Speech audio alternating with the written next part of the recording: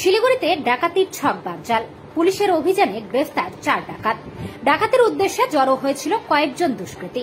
গোপন সূত্র মারফত সেই খবর পেয়ে অভিযান চালাতেই 4 জনকে গ্রেফতার করল প্রধাননগর থানার পুলিশ।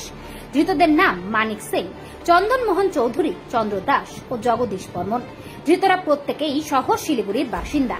শিলিগুড়ি পুলিশ কমিশনারেটে প্রধাননগর থানার পুলিশ সূত্রে জানা গিয়েছে, 1 নম্বর ওয়ার্ডের কুলিপাড়ার নিচে এই দুষ্কৃতীরা সাউথ আম্বেদকর কলোনিতে সোমবার রাতে অন্ধকারের মধ্যে বসে ডাকাতির ছক কষছিল।